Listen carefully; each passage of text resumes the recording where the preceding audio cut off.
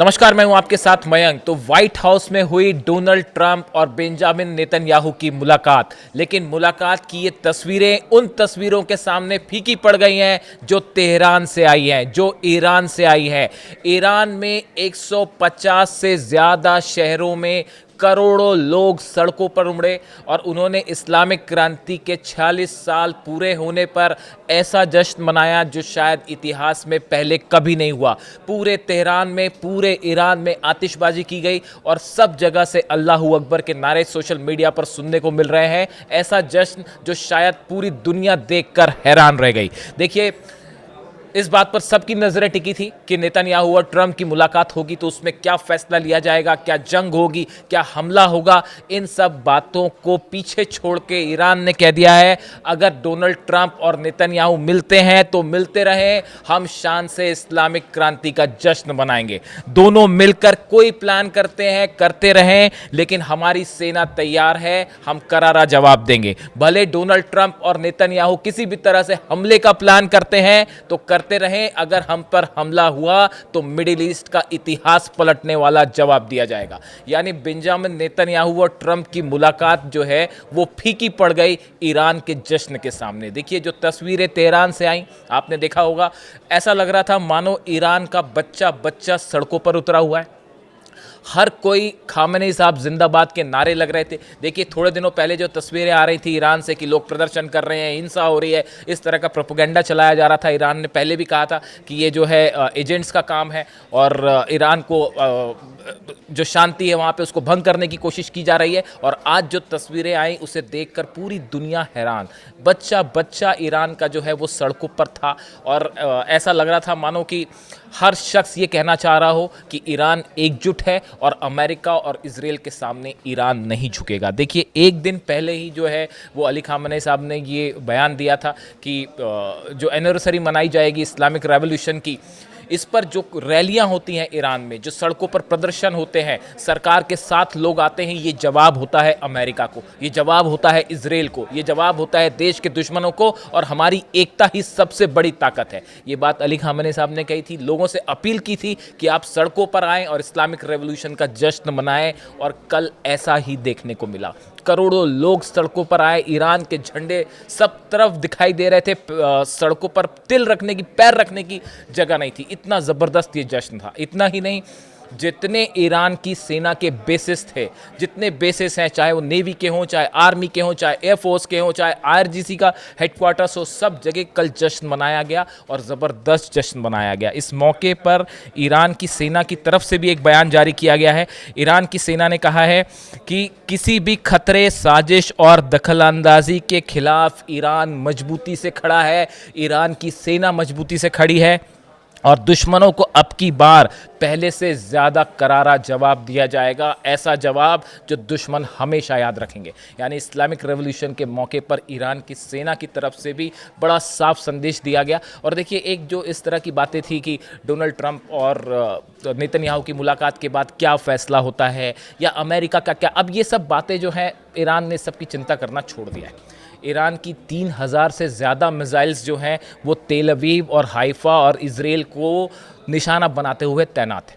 जिस दिन अमेरिका चाहेगा, जिस दिन इजराइल चाहेगा, उस दिन जवाब दे दिया जाएगा। इसलिए अब ईरान को इस बात की चिंता ही नहीं है। अगर जंग करना है तो जंग करिए, शांति से बात करना है तो उसके लिए भी ईरान तैयार है। देखिए, इसी बीच जो है एक ये भी बात है, जिस तरह से डोनाल्ड ट्रंप और नेतन्याहू की मुलाकात हुई, इस मुलाकात में कई एजेंडे थे। देखिए, पहले हालांकि ये मुलाकात एक औपचारिकता थी, वो मैं औपचारिकता इसलिए कह रहा हूँ क्योंकि इस मुलाकात के पहले एक और मीटिंग हुई, उसमें नेतन्याहू मौजूद थे, स्टीव विटकॉफ मौजूद थे और कुशनर जो कि डोनाल्ड ट्रंप के दामाद हैं वो मौजूद थे। अमेरिका के जितने एडवाइजर्स हैं बड़े डोनाल्ड ट्रंप के, वो उसमें मौजूद थे। उस मीटिंग में पहले ही ये तय हो चुका था कि टॉक्स का क्या किया जाएगा, ईरान पर हमला करना है या नहीं करना है, अभी बात करनी है, अगर हमला करना है तो कितने दिनों बाद करना है, क्या इजराइल हमला करेगा या अमेरिका हमला, ये सब बातों की चर्चा असल में उस जो पहले बैठक थी इस मुलाकात के पहले ही हो चुकी थी। देखिए, ऐसा ये जो मीटिंग थी, ये मीटिंग सिर्फ एक औपचारिकता भर रह गई थी। उसके पहले ही ये प्लान तैयार हो चुका था जो कि सिर्फ डोनाल्ड ट्रंप को बाद में बता दिया गया। तस्वीरें आई व्हाइट हाउस से, आप देख सकते हैं डोनाल्ड ट्रंप और नेतन्याहू की मुलाकात की। ये 7वीं मुलाकात थी उनकी पिछले कुछ वक्त के अंदर, जब से डोनाल्ड ट्रंप राष्ट्रपति बने हैं उसके बाद से सबसे ज़्यादा जो है वो नेतन्याहू मिले हैं उनसे। अब देखिए नेतन्याहू का एजेंडा क्या है। नेतन्याहू का एजेंडा है असल में डोनाल्ड ट्रंप जो चीज़ चाहते हैं, नेतन्याहू जो चीज़ चाहते हैं, और दोनों क्या चाहते हैं, ये 3 मुद्दे हैं। जो कि सबसे पहला मुद्दा जो नेतन्याहू की अगर हम बात करें, नेतन्याहू के लिए सबसे बड़ी परेशानी है ईरान का बैलिस्टिक मिसाइल प्रोग्राम।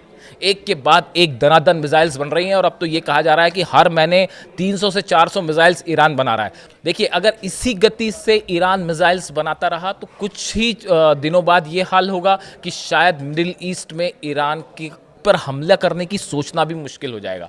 इसलिए नेतन्याहू का पहला एजेंडा कि किसी भी तरह मिसाइल प्रोग्राम पर बात की जाए, इसके लिए ईरान तैयार नहीं है। इसके लिए अली खामेनी साहब साफ कह चुके हैं और विदेश मंत्री ईरान के अब्बास अरागची साहब साफ कह चुके हैं। ईरान की सेना के प्रमुख जो हैं वो कह चुके हैं कि किसी भी तरह हमारी मिसाइल्स पर कोई बात नहीं होगी। एजेंडा यहाँ फंसा हुआ है। दूसरा, डोनाल्ड ट्रंप क्या चाहते हैं? डोनाल्ड ट्रंप चाहते हैं ईरान का यूरेनियम जो है उसका एनरिचमेंट लेवल जो है उसको डाइल्यूट किया जाए।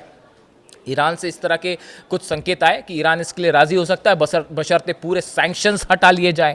ये अपने आप में चर्चा का एक मुद्दा है। अब दोनों क्या चाहते हैं? डोनाल्ड ट्रंप और नेतन्याहू दोनों ये चाहते हैं कि किसी तरह से अली खामेनी साहब को सत्ता से हटाया जाए, सत्ता परिवर्तन किया जाए। लेकिन वो सत्ता परिवर्तन कैसे हो जब अगर ईरान की सड़कों पर करोड़ों लोग प्रदर्शन करने अली खामेनी साहब के साथ खड़े हैं, आईआरजीसी साथ खड़ी है, सेना साथ खड़ी है, तो सत्ता परिवर्तन तो संभव ही नहीं है। तो इस मुलाकात का जो असली प्लान था वो फेल कर दिया है, ईरान की जनता ने फेल कर दिया। जो अली खामेनी साहब कह रहे थे कि दुश्मनों को जवाब दीजिए और रैली में शामिल होइए, वही दिखाई दिया ईरान की सड़कों पर। और ये जो मुलाकात थी, इस मुलाकात का जो एजेंडा था, असली एजेंडा जो सबसे बड़ी प्रायोरिटी है कि किसी तरह ईरान में सत्ता परिवर्तन हो, उसी को जो है फेल कर दिया गया। अब इस मुलाकात के बाद क्या ईरान पर हमला होगा? क्या कोई ऐसा प्लान तैयार हुआ है? इसको लेकर कुछ वक्त लगेगा ये समझने में कि अब अमेरिका ने जो डिप्लॉयमेंट किया है, इस डिप्लॉयमेंट का आगे क्या किया जाता है। बात दूसरे दौर की होना तय है। देखिए बात होगी, ईरान ने कभी मना नहीं किया। अली लारिजानी साहब जो है खुद ओमान गए, उन्होंने ओमान में बात की है, जो प्रतिनिधि है उनसे बात की है, ओमान के विदेश मंत्री से बात की कि आगे क्या किया जा सकता है। ईरान ने अपना पक्ष भी सामने रखा है, यानी बातचीत ज़रूर होगी। लेकिन सवाल ये है कि क्या बातचीत के बीच किसी तरह का हमला होता है ईरान पे? डोनाल्ड ट्रंप और नेतन्याहू के बीच ऐसा क्या प्लान तैयार हुआ है जो ईरान के खिलाफ होगा?